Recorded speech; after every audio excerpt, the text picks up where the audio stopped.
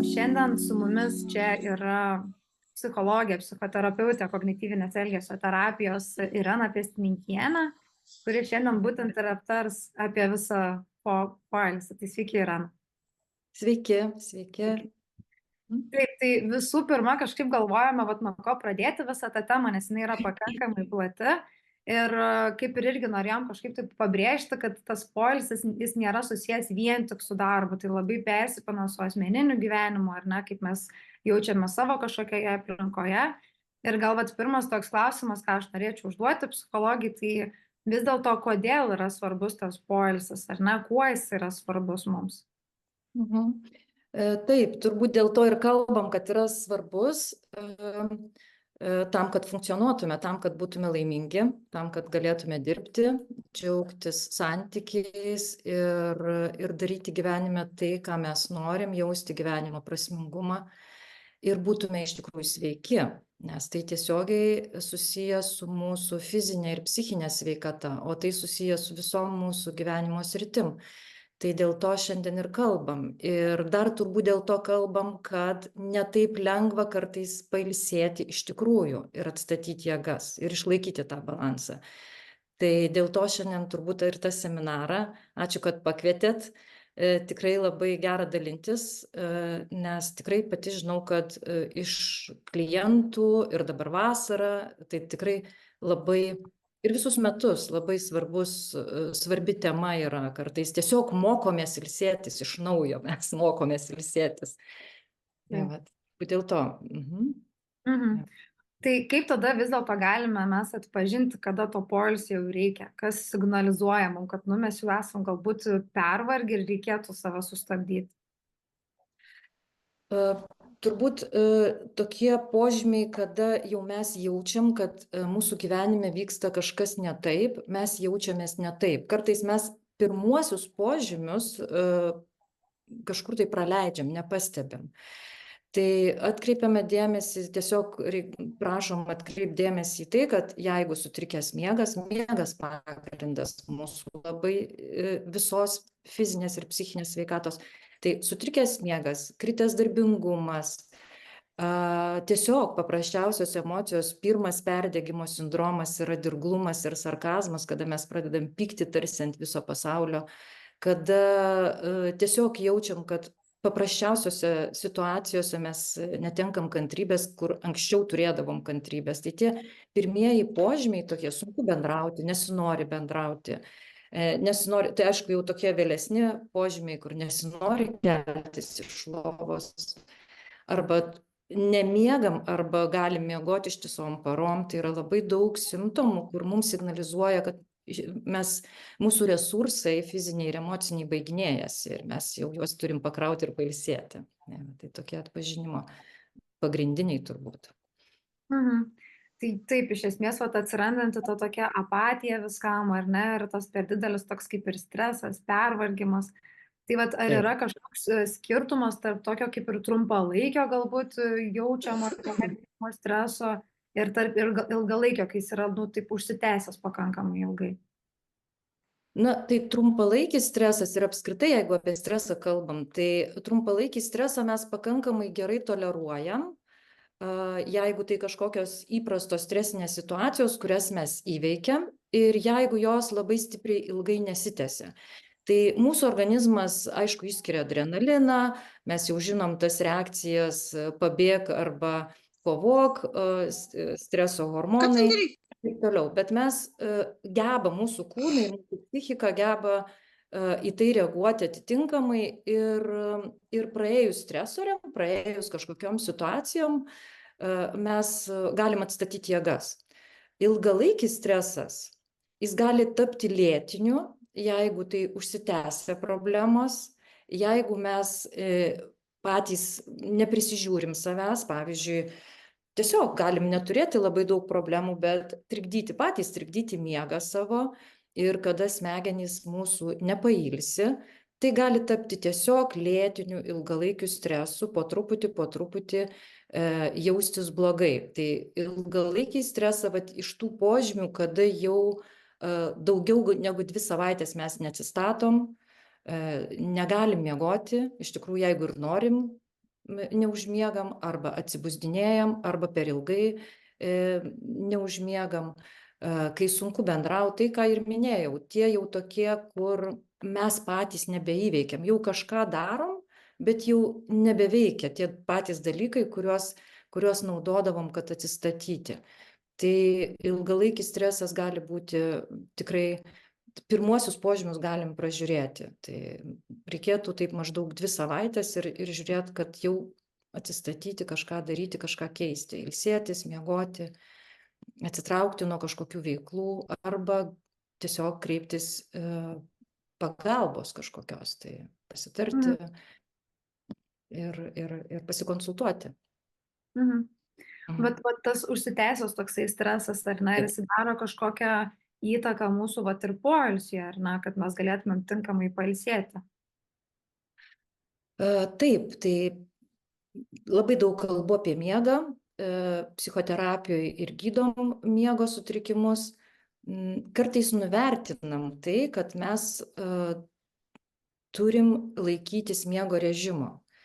Tai užsitęsęs, tai vienas iš pagrindinių kriterijų yra miegas, pirmas kriterijus. Ir emocinis pakitimas, aišku, mitybos, apetito pokyčiai. Tai ilgalaikį stresą, pirmiausia, kai ateina pas mane konsultuotis, kalbam apie miegą, tai yra mūsų pagrindas, mūsų pamatai viso ko, ant ko statome savo veiklas, emocijas, sveikatą, darbingumą ir taip toliau. Tai galbūt nuo to visada pradedu konsultuoti. Taip, tai manau labai ir yra svarbu pabrėžti, kad kartais atrodo, kad čia dabar nerimauju dėl kažkokio galbūt ir darbų, ir kitų dalykų, ir negaliu tam kokybiškai išsimiegoti, pailsėti. Ir tai liečia mūsų daugelio gyvenimo sferų, kaip ir jūs minėjot, kad tai yra miegas, mityba, ar ne kažkokie socialiniai santykiai su kitais žmonėmis irgi sutrinka. Tai kad tas poilsis yra labai labai reikalingas palaikyti tam tokiam kaip ir balansui, ar ne?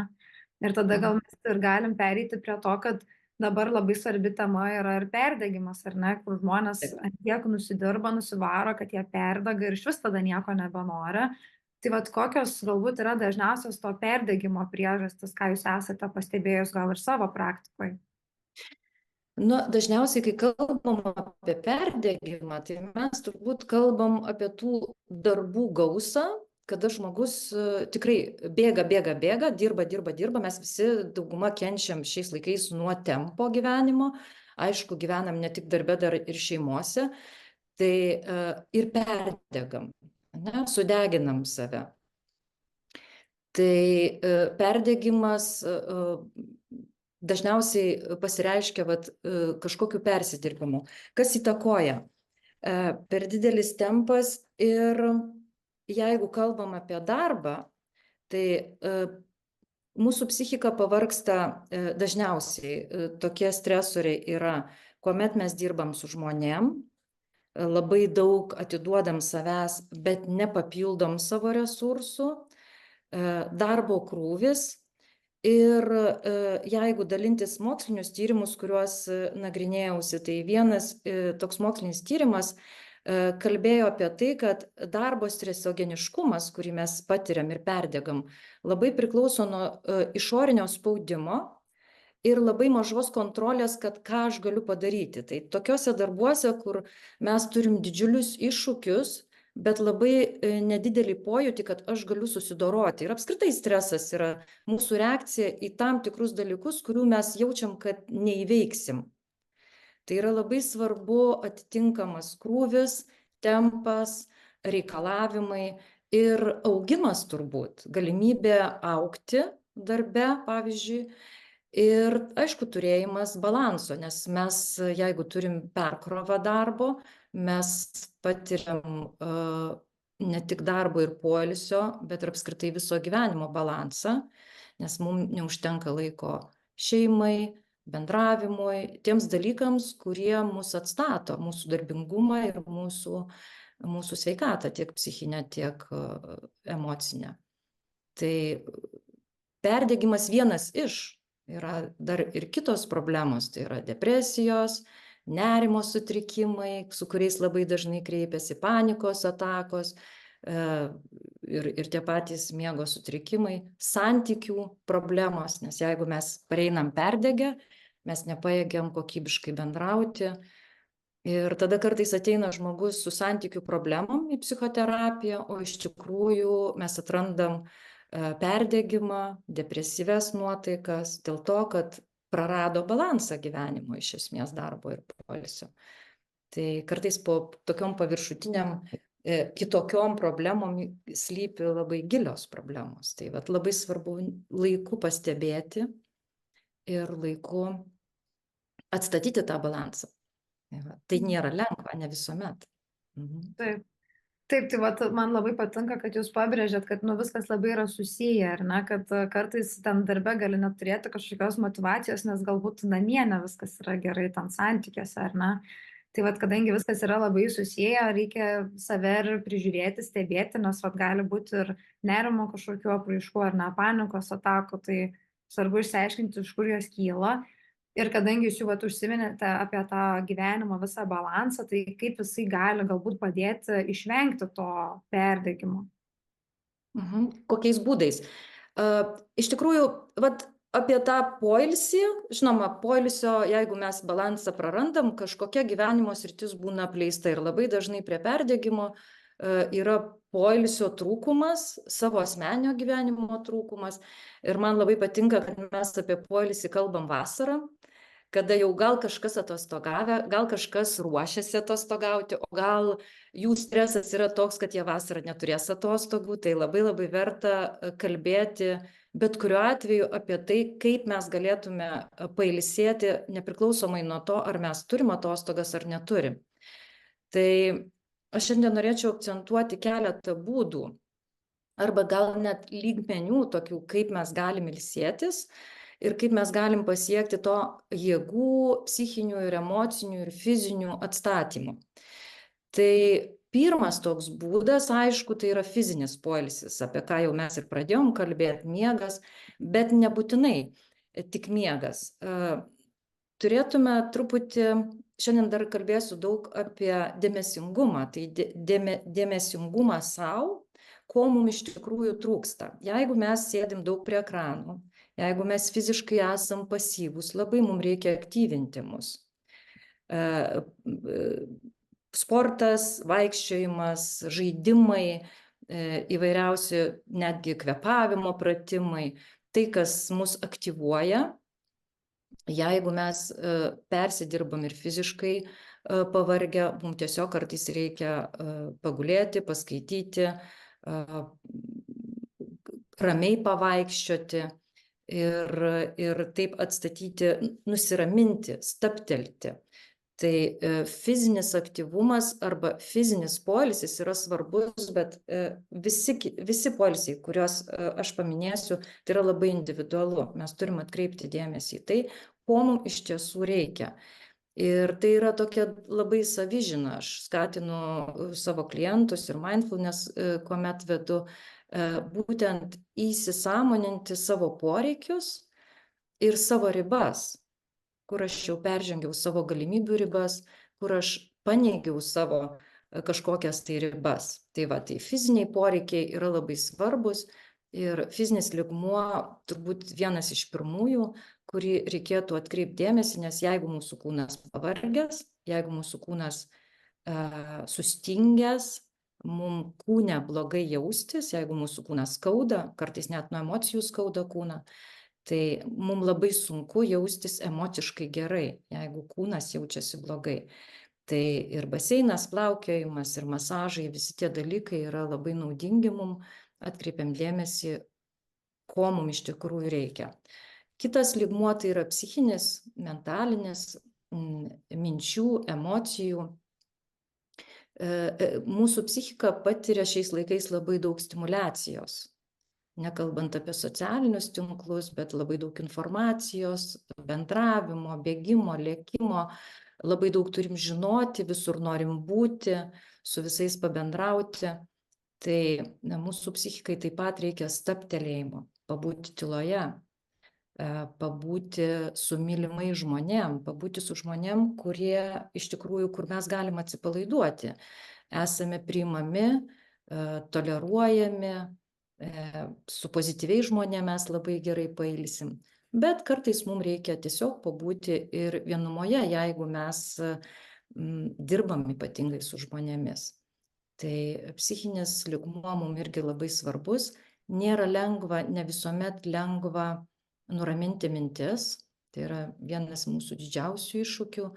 Bet pristabdžius tempą ir nukreipus dėmesį kažkur kitur, į mėgiamą veiklą, tai, kas mums miela, tai, kas mus nuramina, mūsų psichika linkusi atsistatyti, tiesiog jai reikia sudaryti sąlygas. Kitas lygmuo yra sensorinis. Aš jį labai mėgstu.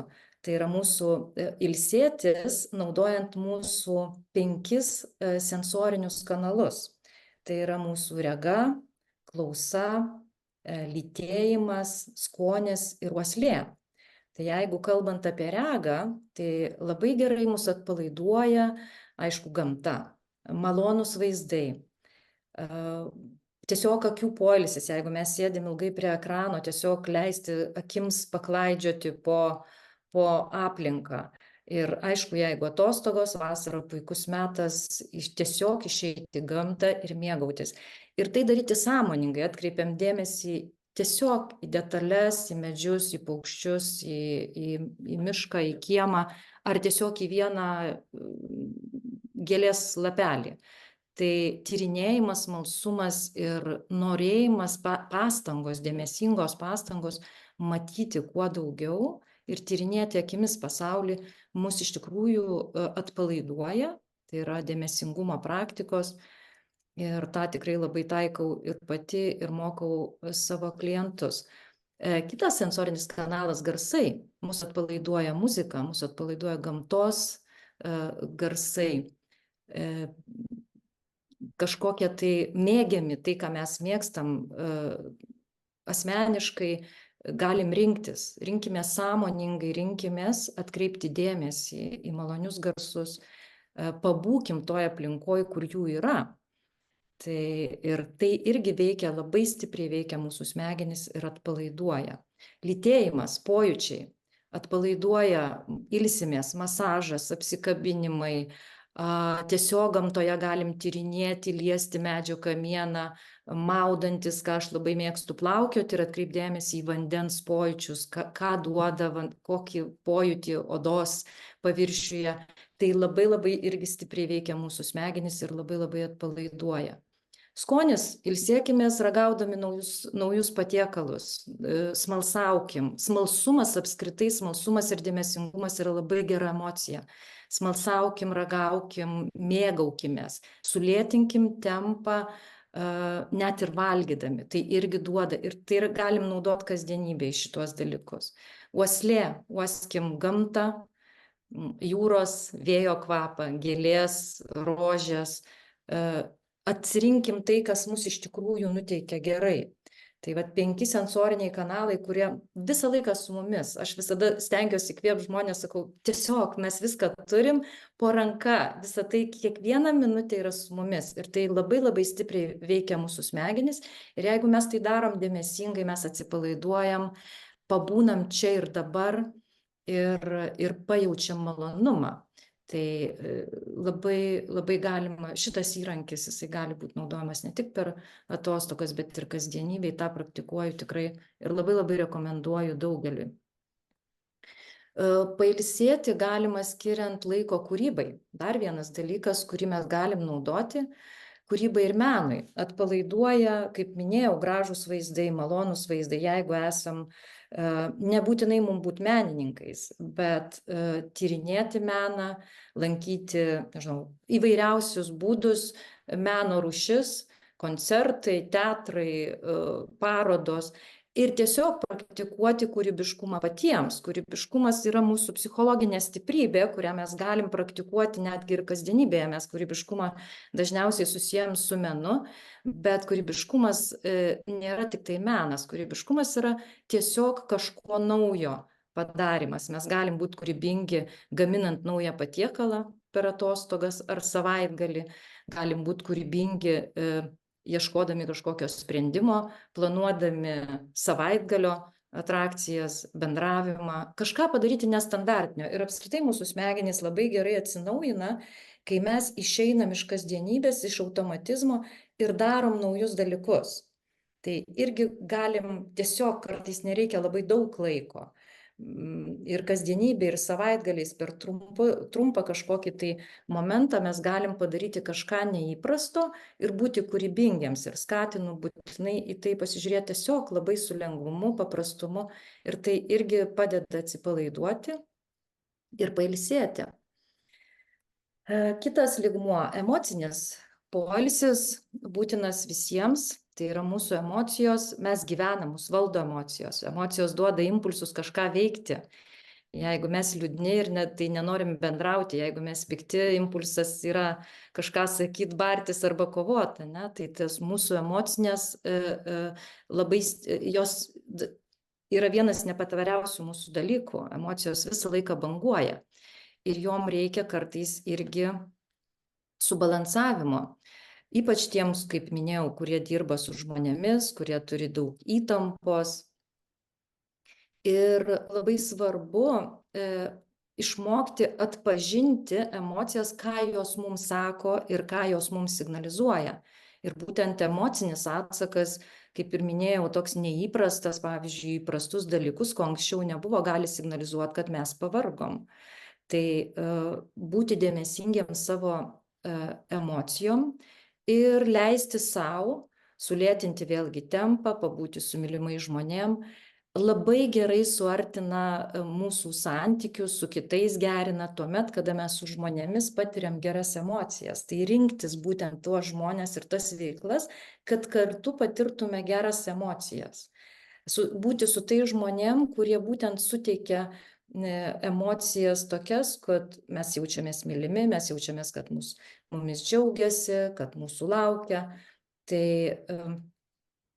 mūsų emocijos atsistato ir mes jaučiamės daugiau subalansuoti. Ir tai nukreipia į dar vieną mūsų lygmenį, tai yra socialinis poilsis, tai yra buvimas su žmonėmis. Ir tai nebūtinai turi būti daug bendravimo. Mes visi esam skirtingi. Vieni esam daugiau intravertai, kiti ekstravertai ir turim labai labai individualius poreikius. Ir vėlgi yra labai svarbu pažinti ir pripažinti tos poreikius. Labai dažnai į psichoterapiją ateina intravertai, tie, kuriems reikia mažiau bendravimo ir jie jaučiasi nelabai normalūs. Tai kai mes išmokstam priimti tai, kad mums mažiau reikia bendravimo, tai mes išmokstam būti su žmonėmis tiek, kiek reikia, taip, kaip reikia. Ir rinktis ne tik žmonės, bet ir kiek aš noriu būti ir su kokiais žmonėmis ir kiek. Ir kaip ir maisto ar alkoholio, taip ir bendravimo mes kartais galim padauginti. Tai būti dėmesingiems ir ypač vasarą, kada mes atostogaujame, mes linkę daugiau susiburt, kažkur tai eit, važiuot. Ir tenka kartais pripažinti, kad mes net ir nuo gerų santykių, didelės kompanijos, su kuria buvo labai smagu, mums reikia pailsėti po to. Tai labai individualu ir labai siūlau atkreipti dėmesį, kad kartais tiesiog verta pasakyti, aš truputį noriu pabūti vienas ar viena, aš noriu pailsėti, noriu kažką paveikti kito. Nebūtinai noriu, pavyzdžiui, žaisti tinklinį. Viena mergina sakė, nežinau, kaip atostogauti su draugais, nes visi mėgsta žaisti tinklinį, o aš nemėgstu ir man reikia prisitaikyti prie jų. Tai jeigu jinai visiškai nepaisys savo poreikių, pabūti tiesiog ramiai su knyga ir norės prisitaikyti, tai atostogos ir poilsis gali tapti truputėlį kančia. Tai va tų savo ribų ir savo poreikių labai verta atpažinti ir gerbti savo ribas tiesiog. Tenkinti tos poreikius, kurie mums būtini, nes mes be jų negalim iš esmės sveikai funkcionuoti ir atsistatyti. Na ir dar vienas toks lygmuo, kuris labai svarbus yra mūsų gyvenimo balansui apskritai, ir tai yra dvasinis poilsis. Dvasingumas tai nelygų religingumui, tai gali būti religinės praktikos, bet gali būti tiesiog susijęs su dvasingumu, tai labiau su mūsų vidiniam vertybėm. Jeigu mes apleidžiam šitą sritį, mes sunkiai galim jausti gyvenimo prasmę. Mums šitas pojūtis sveikai psichikai mūsų yra labai svarbus. Tai dvasingumas, poilsis kaip dvasingumo, tai gali būti tiesiog paprasčiausias saviugda, buvimas tarp žmonių, kurie praktikuoja tas pačias vertybės, tai gali būti meditacijos, sveiko gyvenimo būdo, dabar labai populiaru tokios kaip stovyklos, ar tai tiesiog tylos stovykla, ar kažkokios, nežinau, turizmas, kuris suvienyje, ne, ir mes praktikuojam kažkokias vertybės, bendraujam su bendruomenė, kur mus jungia būtent vertybių sistema. Ir jeigu mes per gyvenimo tempą, bėgimą, darbus, labai svarbius dalykus, kurie mums atrodo labai labai reikšmingi, apleidžiam šitą sritį, mes irgi galim jausti, kad vat, kažko trūksta gyvenime, kažkas yra ne taip, kažko nesu laimingas. Kaip labai įprastas pasakymas į psichoterapiją atėjusių žmonių kartais sako, aš iš tikrųjų viską turiu, bet esu nelaimingas. Atrodo, viskas pas mane yra tvarkoj, bet esu nelaimingas. Tai kažkur užslėpti dalykai būna, kuriuos mes būnam apleidę. Tai, kas mums yra iš tikrųjų labai svarbu ir vertinga. Tai tiek per atostogas, tiek per trumpus kažkokius tai pailsėjimo momentus ar savaitgalius labai siūlau neapleisti šitos srities ir pagalvoti, kokia mano vertybių sistema ir kas man iš tikrųjų labai svarbu gyvenime, ko aš nenorėčiau apleisti, kam noriu skirti laiko. Ir kalbant apie poilsį, jeigu, kaip ir minėjau, mes negalim turėti, tarkim, atostogų arba mes jas turim per trumpas, būdami dėmesingi savo, mes galim išmokti pailsėti ir atstatyti jėgas per trumpesnį laiką. Ir gyvenimo balansas ir darbo ir poilsio balansas, kaip aš sakau, neturi statinės būsenos. Tai yra tas pats, kas eiti lynu ir stengtis nenukristi. Jeigu mes, ir tam, kad mes nenukristume, mes nuolatos turim daryti mini judesius, balansuoti. Tai ką tai reiškia gyvenime? Tai reiškia, mes turim turėti savistabą, stebėti save, kur mūsų ribos, kokie mūsų poreikiai, kada ko man reikia, ką man sako mano kūnas, ką man sako mano emocijos ir mano mintys, ko man dabar šiuo laikotarpiu reikia, šią savaitę, šį mėnesį. Kaip aš galiu, jeigu aš turiu didžiulius iššūkius ir kažkokius stresus ir daug darbo, ne, kuris tempas, kaip aš galiu savo padėti ir ugdyti savo atsparumą, kad atlaikyčiau tai. Ir visa tai, ką minėjau, yra būtent to balanso stebėjimas ir darimas nors mini dalykus, kuriuos mes su savim visą laiką turim. Kūnas, mintys, emocijos ir elgesys. Tai mes tuos dalykus galim keisti tose srityse, kur aš minėjau. Rinktis ir kiekvieną kartą stebėti save, mokytis savistabos. Tai yra balanso turbūt esmė, kad nenukristume ir nesugriūtume, neužsigautume gyvenime. Psichologinis atsparumas ir psichologinis lankstumas. Kartais, jeigu dar viena mintis atėjo tokia svarbi, jeigu vėlgi kartais sakom, stabtelkim. Per mindfulness mes, kai pradedam mokytis mindfulness ir pradedam medituoti, pradedantiesiems, tiems, kurie gyvenime yra bėgikai, ateina iš tokio ūžesio savo gyvenimą, sustoja ir jie jaučia kančią, tik sustojus. Tai mums reikia mokytis prisitaikyti, nurimti, nes mūsų smegenys netaip greitai išsijungia. Streso hormonai netaip greitai išsiskaido. Tai po truputį mokintis lankstumo,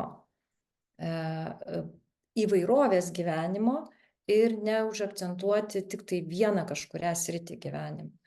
Tai reikia kartais laiko ir jeigu išeinam atostogų, stabtelim iš karto ir būna žmonės jaučiasi blogai pirmom atostogų dienom, pradeda sirgti, negaluoti, viskas skauda, todėl kad streso hormonai dar ūžia, protas ūžia, o kita dalis proto sako, čia mes dabar turim jau malonumą jausti. Ne? Ir ilsėtis, o ilsėtis dar negalim, tai reikia ir pereinamų laikotarpių, ir grįžimo iš atostogų į darbą pereinamo laikotarpio, tokio truputį sąmoningumo ir žinojimo, kas man padeda visą tai padaryti. Tai va tokios savistabos ir naudojimo to, ką pasidalinau. Taip, tai vat, kaip ir minėjote, tai labai yra individualu kiekvienam žmogui. Kad vienam gal poilsis yra nueiti į sporto salę ir ten pasportuotis ir jaučiasi atsigavęs, kažkaip ir netgi vat, pailsėjęs, ar ne? Nes viena yra vat, tas fizinis poilsis, savo galbūt kūno atlaisvinimas, pailsinimas, kita yra visai psichologinis.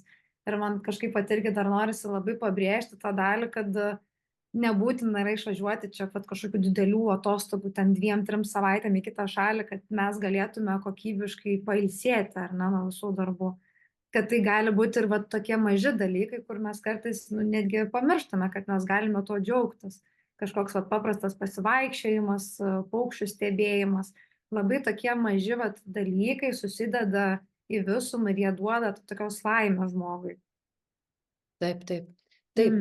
Maži dalykai, ypatingai tiem žmonėm, kurie iš tikrųjų yra pasirinkę aktyvų gyvenimo būdą, daug siekia, kenčia nuo to, bet negali to paleisti, nes yra daug dalykų, kurie nori pasiekti, uždirbti, padaryti karjerą, užauginti vaikus, daryti tai, kas reikalauja ekstra jėgų.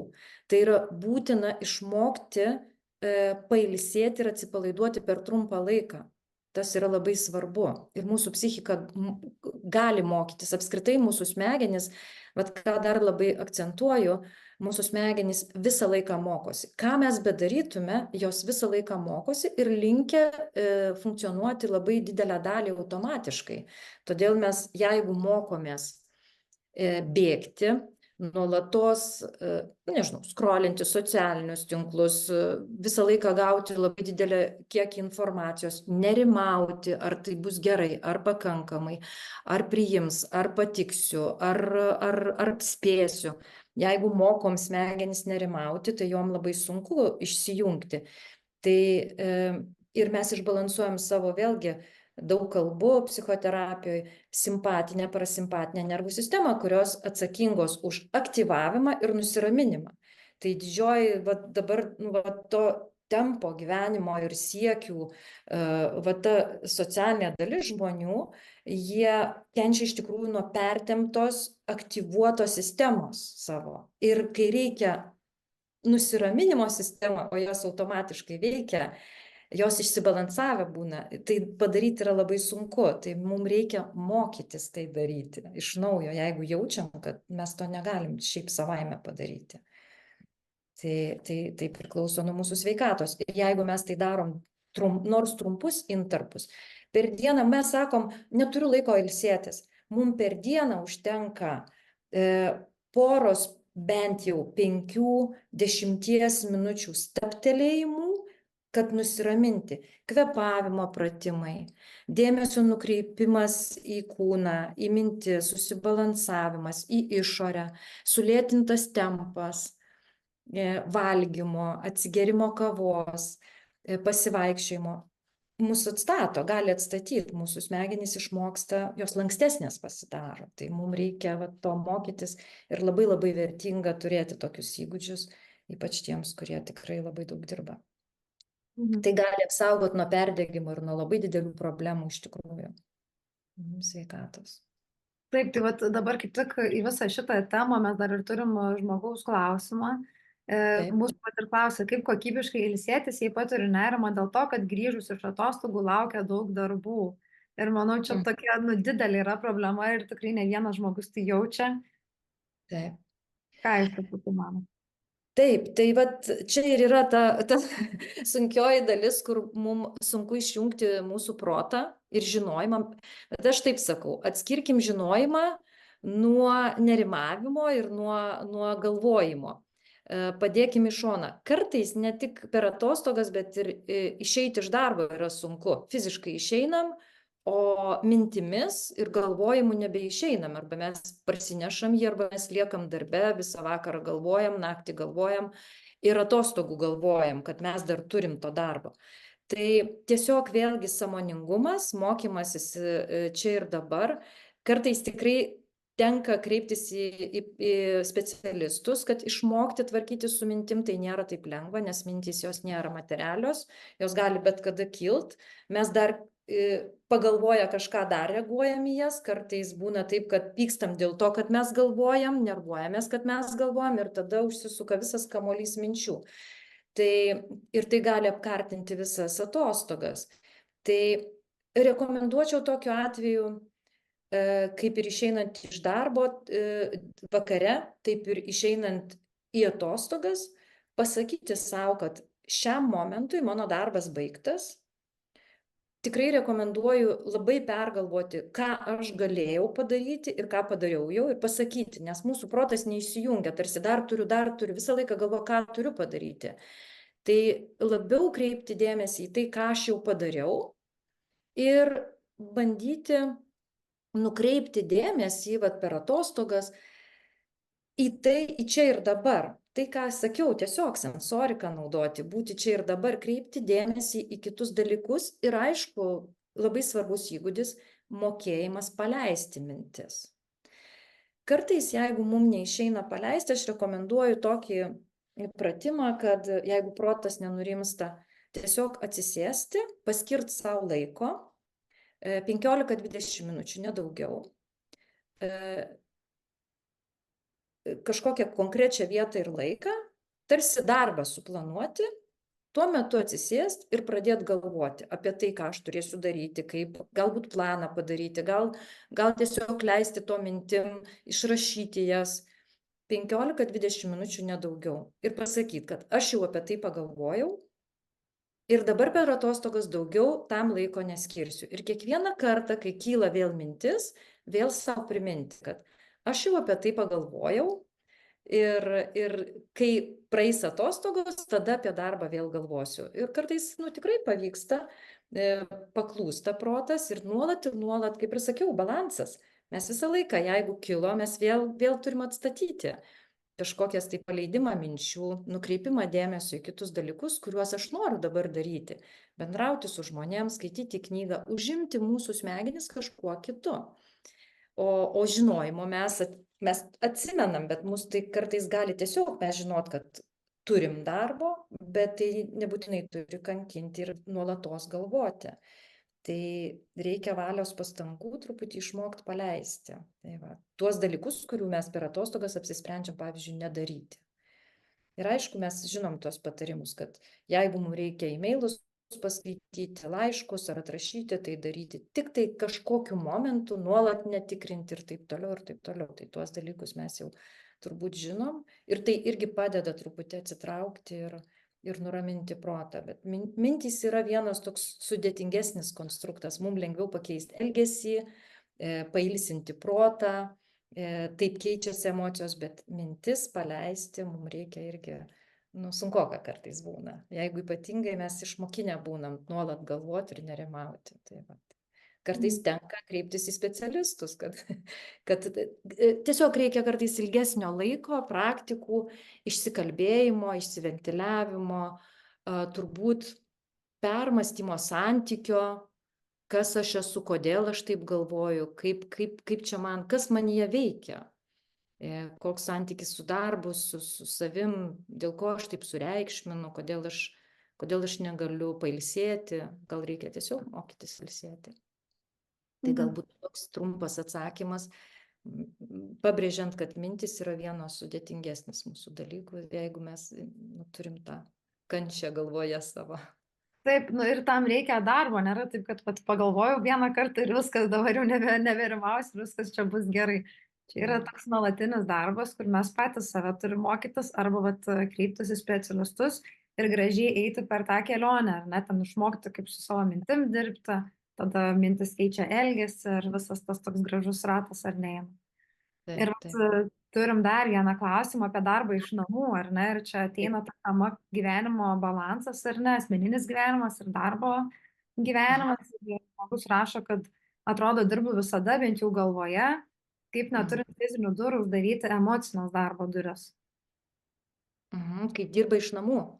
Mhm, tai būtent čia su darbu iš namų. Mhm. Taip, per pandemiją ir aš labai daug dirbau iš namų, tai ir iš savo praktikos, ir iš psichologijos. Čia įvyksta toks dalykas, mūsų protas susimaišo, jis nežino, vat ribos, vėlgi. Ribos, ištirpsta ribos tarp darbo ir namų, netgi fizinė erdvė. Ne? Tai, rekomenduojama vis tiek struktūruoti savo darbą, darbo valandas, fizinę erdvę, jeigu tai yra įmanoma, turėti atitinkamą vietą. Ir netgi, ką aš rekomenduoju savo klientam, netgi po darbo persirengti, nueiti į dušą, persirengti, uždaryti kompiuterį ir pasakyti, kad mano darbo diena pabaigta. Va čia ir yra tas iššūkis išeiti iš darbo. Ir neiti į tą kampą, kur yra kompiuteris, jeigu kiek tai yra įmanoma. Netidarinėti jo ir netgi pakeisti aprangą, nebūti su ta pačia apranga, nes mes per kūną savo duodam signalą, kad jau kažkas pasikeitė. Ir išeit pasivaikščioti, pamėginti vėlgi mokytis paleisti mintis ir tada truputį aiškintis, ar tai yra darbo krūvis dar per didelis, kodėl taip neišeina, kaip kitus dalykus išeina paleisti. Tai namuose darbas turi ir patogumų, ir minusų, dėl to, kad yra kitas dalykas, mes neišeinam iš erdvės, mes užsisėdim. Mes nepakeičiam aplinkos, mūsų smegenys neatsišviežina, tai mums reikia būtinai ir pakeisti aplinką. Sakau, net ir rūbą pakeitus galim jaustis kitaip, bet truputį išeiti ne tik iš kambario, išeiti iš namų, pasivaikščiot, susitikti su kažkuo, temą pakeisti, nekalbėti apie darbą. Tai tokie trumpi patarimai, kur šiek tiek praktikuoti verta tuos dalykus, kur mokytis tiesiog išeiti iš darbo. Aš savo sakau, kad aš pabaigiau darbą. Aš išėjau. Šiandien mano darbo diena pabaigta. Einu vakare, tarp kitko, vėl intencijos, ką aš noriu vakare veikti, turėti. Mes labai išmokę planuoti darbus. Mes neplanuojam šios dienos vakaro, neplanuojam rytojaus ryto, kaip jis gali būti, pavyzdžiui, kokybiškas. Mes dažnai akcentuojam darbas, o čia kaip jau gaunasi. Tai vėlgi atkreipdėmėsi, o ko man šiandien reikia, galbūt mano kūnas sako, kad išvesk mane pasivaikščiot, įkvėpkim gryno oro ir susitikim su draugu, kurį seniai matėm. Ir tada mes paliekam darbą už kažkokių tai ribų. Tai tiesiog sąmoningai. Kartais, kai nepavyksta išeiti iš darbo, siūlau žmonėm, kartais būna tiesiog miegą trikdo. Vizualizacijos. Dar vienas įrankis, kuris yra labai galingas, mūsų smegenys tai labai stipriai priima, vaizduotės pratimus. Ir kartais tiesiog, jeigu nepaleidžia mintys, sukasi dalykai, kuriuos nuolat, tai tokią vaizduotės pratimą padaryti, atsukti tarsi filmą atgal ir pabandyti vizualizuoti, kaip mes išeinam iš darbo, uždarom kompiuterį, pabaigiam ir pasakom, aš jau išėjau iš darbo. Ir kartais tiesiog nurimsta protas. Tai tokie paprasti pratimai, kurie gali nuraminti mūsų protą. Nežinau, ar atsakiau į klausimą, bet galbūt pabandyti. Manau, kad atsakėt. Ir man labai graži jūsų mintis buvo, kad darbus visus planuojam, o kai jau ateina kalba apie save, savo poilsį, tada mes jau nieko nebeplanuojam, ir kaip čia bus, tai bus, ar negrįšiu, pavalgysiu, ten kažką padarysiu. Bet tas galbūt jo poilsio planavimas, davimas laiko savo tam knygą paskaityti, ar ne, ten grįžus, arba kokioj terasai pasidėti, šiaip pasivaikščioti prie ežero. Tai, yra savotiškas poilsis, tai svarbu irgi jį kažkiek susiplanuoti ir skirti to laiko savo, ne vien tik darbam, ar ne, ir viskam kitam. Taip, toksai labai nuoširdus rūpinimasis savimi. Tai kai aš pasakau žmonėms, sakau, dabar nuo šiol turit pradėti rūpinti savimi, sako, čia nebus egoistiška. Tai mes labai linkę, tikrai atiduoti savęs daug kažkur tai, bet tas rūpinimasis nuoširdus iš tikrųjų labai labai gerai įsisąmonint savo poreikius. Aš nekalbu apie norus ir užgaidas, bet apie poreikius, be kurių mes negalim iš esmės funkcionuoti. Žmonės kartais neatskiria, kas yra poreikiai ir norai. Poreikiai tai yra mūsų dalykai, kurie yra mums būtini, fiziniai, emociniai, bendravimo, socialiniai ir taip toliau. Tai tos poreikius, kur mes negirdim nei savo kūno, nei minčių, ką mums sako, ir emocijų, tai mums įsiklausyt ir tikrai labai labai nuoširdžiai rūpintis tais savo poreikiais. Tai balansas tada, mes neišsibalansuojam tokiu atveju. Tai va tos nuoširdus savo draugas, kuris rūpinasi, kad pailsėtum, atsistatytum, gerai jaustumės, būtum sveikas. Taip, tai vat atrodo visur lekiam, dėl kitų kažką rūpinamės, o patys save pamirštam ir tada ir užsisukam, ar ne, į tokį, kad vat ir miegot normaliai negalim, ir džiaugtis aplamai gyvenimu, mažais dalykais nepagalim. Tai va, dar vat gal tokį klausimėlį turiu, kadangi čia yra ir iš organizacijų prisijungusių įvairių vadovų, tai vat ką galėtų galbūt daryti pati organizacija, norint pasirūpinti tais darbuotojais, kad jie būtų pailsėję, galbūt mažinant tą perdegimą, ar ne, ką reikėtų daryti? Taip, labai džiugu, kad tikrai organizacijos darbdaviai rūpinasi. Žmogus yra vertybė, kurio reikia rūpintis. Ir darbo aplinka, suteiktos galimybės, aišku, streso mažinimas darbo aplinkoje, dažniausiai taip ir kreipiasi santykiai, persidirbimas ir taip toliau. Bet kuomet žmogus kolektyve, darbe kažkokioje aplinkoje ir gyvenime jaučia ir žino, kad yra galimybės pagalbos, tai labai labai padidina tikimybę, kad jisai jom pasinaudos galimybėm. Tai jeigu darbdaviai suteikia galimybę, nežinau, poilsiui, kažkokiom, kad ir visi psichologai buvo tam sukurti, konsultacijom, ir nebūtinai darbo, poilsio, balanso atstatymui, bet tiesiog asmeniais kažkokiais dalykais, todėl kad bet kuriuo atveju, kaip ir minėjau, tas gyvenimo, ta sistema mūsų veikia ir darbą, ir visos sistemos susiję. Tai jeigu žmogus turi namie problemų, tai jis nebus pakankamai darbingas, jeigu darbe persidirba, tai visa sistema sugriūna. Tai jeigu darbo aplinkoje yra iš tikrųjų toleruojama ir kalbama apie tai, kad psichologija irgi yra svarbu, poilsis irgi yra svarbu, gyvenimo balansas yra svarbu. Ir jeigu suteikia galimybę mokytis tų dalykų, suteikti galimybę turėti saugią aplinką kolektyvę ir žinoti, kad gali kreiptis pagalbos, tai iš tikrųjų išlošia visi turbūt, ir žmogus, ir įmonė, todėl kad žmogus gali išlaikyti savo darbingumą. Tai man atrodo, kad mūsų visuomenė eina labai gerą linkme. Labai džiaugiuosi tuo, todėl kad vis daugiau žmonių kreipiasi ir nebijo to. Ir kolektyve netgi būna, kad man kolegė parekomendavo, žinau, kad padėjo, reikia kreiptis ir atranda drąsos. Tai turbūt irgi atsakymas į tą klausimą, ką darbdaviai gali tiesiog matyti. Kartais tiesiog reikia pamatyti, kad šalia esantis žmogus jau įstrigo ir jam yra blogai ir jis dar pats praignoruoja. Mes labai dažnai galim pamatyti iš išorės, tai labai svarbu nepraignoruoti, paskatinti, paklausti, nepalikti vieno.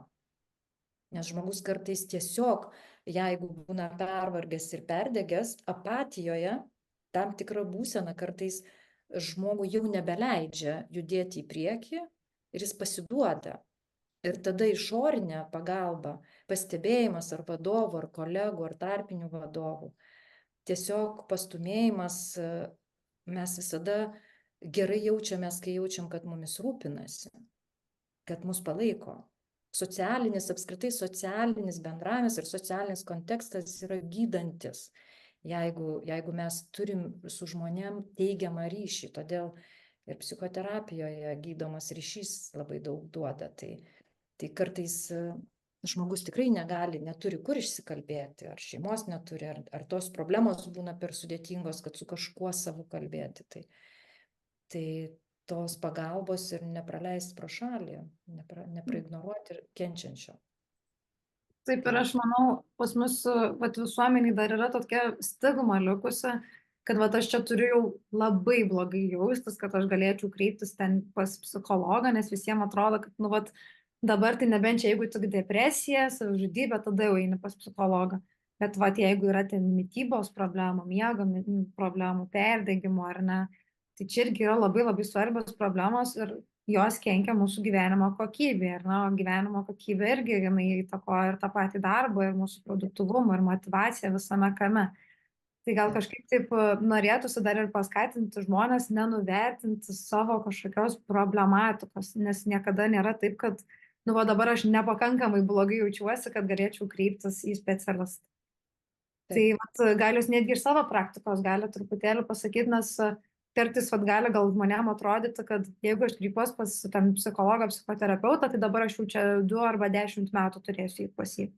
Bet gali būti ir trumpalaikiai tie tokie išsiaiškinimai, ar ne, problematikos. Taip, taip, yra tos dar truputėlį stigmos, kaip minėjau, einam gerų kelių ir tikrai labai keičiasi dalykai, bet yra tokių dar atvejų, kur ateina ir sako, žinokit, nu, aš niekada negalvojau, kad taip nusivažiuosiu, kad ateisiu pas psichologą. Tai skaito nusivažiavimu arba kažkuo labai baisiu. Bet tai yra visiškai įprasta nueiti pas bet kokį gydytoją, o pas psichologą dar nelabai. Tai ir galvoja, kad nu, kažko čia labai ypatingai reikės. Kartais tiesiog kelių konsultacijų užtenka, kad atstatytų kažkokius pašlyjusius santykius, kurie nu, trukdo dirbti arba gyventi ir nepaleidžia minčių ir tempia žemyn emociškai. Išmokti paprasčiausiai ateina kartais mindfulness pasimokinti ir užtenka to, kad išmoksta, tarkim, nežinau, mintis paleisti, trumpas pauzes padaryti, va to poilsio išmoksta.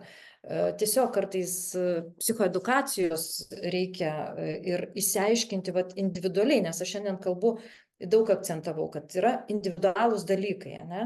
Bet kartais žmogui nu, labai sunku tos teorijos arba knygų pasiskaitom, sako, aš viską perskaičiau, bet aš nežinau, o kaip tai padaryti? Tai va, tai tada aiškinamės, kas iš tikrųjų vyksta viduj žmogaus, mintyse, emocijose, kūne ir elgesyje, ką galima koreguoti būtent individualiai tam žmogui, kad vat, ir kartais nelabai didelių korekcijų reikia, nelabai didelių pokyčių ir nebūtinai ten metų, 2 ar 5 terapijos, kad jo gyvenimo kokybė pagerėtų, darbingumas atsistatytų, santykiai, kad jis būtų tiesiog sveikesnis ir laimingesnis. Tai tikrai skatinu nebijoti, terapeutai, psichologai, nepikti. Tai va. Ir tikrai labai, mes kartais atrodo, kad labai kažkoks burbulas yra, bet ne visada yra kažkokių labai labai didelių dalykų. Galima ir dėl paprasčiausių ateiti, palankyti, pasišnekėti, išsiaiškinti individualiai, ko man reikia, pasiekti pokyčių ir toliau gyventi kokybiškiau. Taip, nu va, labai gražiai užbaigsime mūsų webinarą apie tai, kad žmonės nebijotų kreiptis, jeigu reikia, kad tik kreiptųsi, kad greičiau grįžtų į to normalaus gyvenimo vėžes ir galėtų kokybiškai gražiai toliau gyventi ar ne be savo rūpesčių jokių. Tai ačiū Jums labai šiandien, Irena, kad tiek naudingos informacijos mums čia prisakėt. Labai ačiū, kas prisijungėt, kas klausėtės šito webinaro, tikiuosi, kad jis buvo naudingas. Ir iki pasimatymo tada, tikiuosi, kitose webinaruose. Ačiū Jums, kad pakvietėt ir pakalbėjom tokią malonę temą kaip poilsis. Visiems gero poilsio ir gerų atostogų. Taip. Visą. Visi psichologai.lt padedame jaustis geriau.